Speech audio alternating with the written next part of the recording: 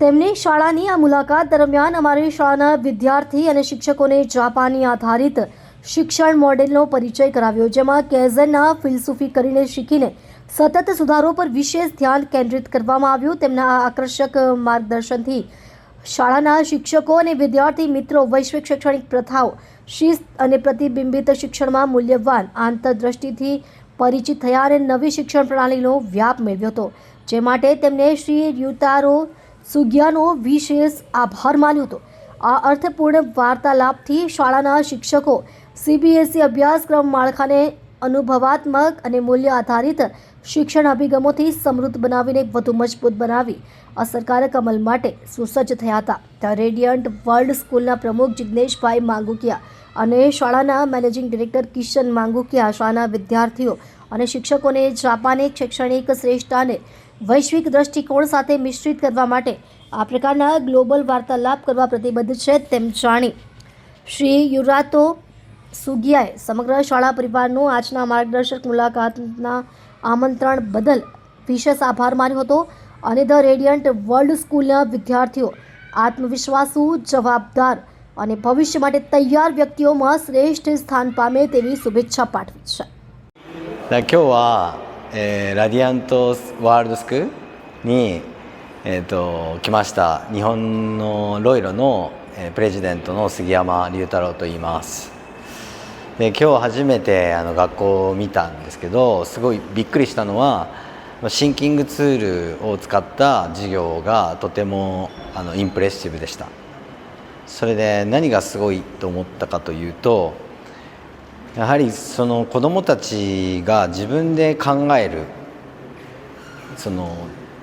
自分で考えを作り出すっ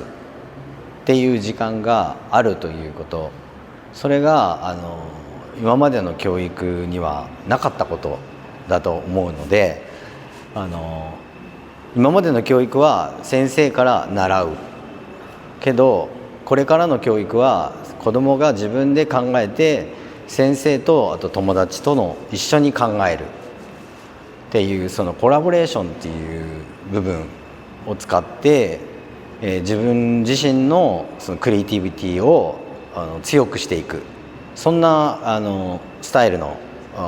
授業スタイルを今日見ました。でそれがとても今日本が目指しているスタイルになると思うので、それをこのインドの、スラットでいいかな、スラットだよね、スラットで、このような形で見れるっていうのはちょっとびっくりしました。これがどのようにこの子どもたちを進化させていくのか、この子どもたちがどんなふうに成長していくのか、何かを作り出す、その問題を解決する、そのソリューションを作る、そういった子どもたちがここから生まれていくということを期待しています。ありがとうございます。Myself, Deepa Seturamalingam, the principal of the Radiant World School, Surat. Today we had a delegate from Japan in our school, as we are following the global practices of Japanese model of learning. So today the delegate visited our school and they interacted with our students, and mainly they visited the classrooms, how our students are using this global practice, that is Japanese model of learning, in the classroom with the teachers. They interacted, they gave the suggestions and the guidance how we can improve more with this learning, so that we can make the successful leader for the society from the Radiant World School. Ma'am, Japanese model education हमने जो यहाँ पर start किया है, उसमें किस तरह से बच्चों को हम पढ़ाते हैं? This model of learning mainly help the students to improve gradually, day by day improvement बच्चों को कैसे लेके आ सकते हैं, और कॉन्सेप्ट रोट मेमोराइजेशन जो चल रहा है वो निकाल के कॉन्सेप्ट बेस्ड अंडरस्टैंडिंग हम करते हैं ये मॉडल के यूज़ से. आज जो यहाँ पर गेस्ट आए हैं, उनके साथ बच्चों ने क्या इंटरेक्ट किया? उनके साथ जो हम जापानीज मॉडल ऑफ लर्निंग का प्रैक्टिस चल रहा है हमारे स्कूल में से, तो उसमें कैसे बच्चों को मज़ा आ रहा है, मतलब how the learning is very creative and interesting, वो डिस्कशन हुआ. और जो डेलीगेट है उन्होंने भी सजेशन दिया how can we improve a lot with this learning. Radiant world दूसरी स्कूलों से अलग कैसे है?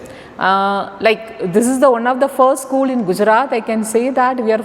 following the Japanese model of learning, the global practice. So we are completely avoiding the rote memorization. We are making the student to understand with the concept. यहाँ पर क्या timings है, किस तरह से बच्चे यहाँ पर पढ़ रहे हैं और आपका यहाँ पर रोल क्या है? As a principal of the school, like we are completely focusing on the Japanese model of learning through the proper timing. जैसे बच्चे स्कूल में आते हैं morning, they are having the circle time, they are interacting with the teachers, what they are going to do throughout the day. Then the academic schedule will start. When the academic schedule is starting, even they are focusing on the activity, that is hands-on learning with the academics. Then end of the day they are getting the reflection time, what they have learned throughout the day. They interact with the teacher, so they get the proper learning of the day schedule at Radiant World School. आप सूरत शहर की जनता को क्या message देना चाहेंगे? This is the first school we are focusing on the concept oriented learning. At the same time we are focusing on how we can use the technology wisely and make the students creative and make the learning more interesting. હું Dhaval Singala, campus director the radiant world school Surat.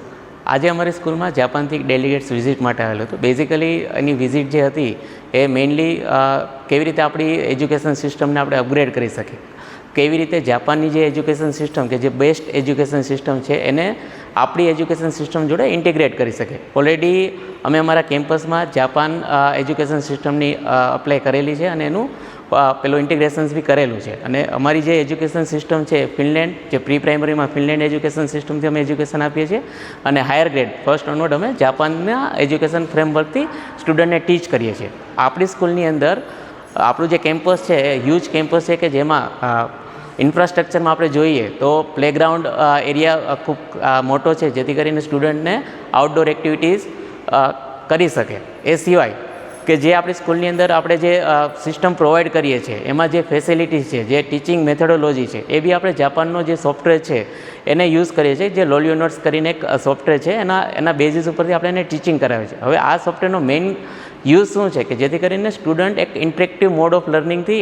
ઇન્ટરેક્શન્સ કરી શકે teachers જોડે અને એક curiosity generate થાય કે જેથી કરીને એને પર્ટિક્યુલર કોઈ બી ટોપિક છે એમાં એક ઇન્ટરેસ્ટ ક્રિએટ થાય અને ઇન્ટરેસ્ટ બેઝિસ ઉપર એનો ટોપિકને રિવિઝન કરી શકે અને ટીચ કરી શકે અને બીજા સ્ટુડન્ટ જોડે શેર કરી શકે. એ સિવાય આપણે અહીંયા TRWS કેમ્પસમાં જે બી સ્ટુડન્ટ્સ આપણે ત્યાં સ્ટડી કરે છે એને એના હેલ્થના પર્સપેક્ટિવ્સ ધ્યાન રાખીને અમે ન્યુટ્રિશન વાઇઝ મેનુ ડિસાઇડ કરેલું છે અને એ પ્રમાણે જ એનું મોર્નિંગ બ્રેકફાસ્ટ, બપોરનો લંચ અને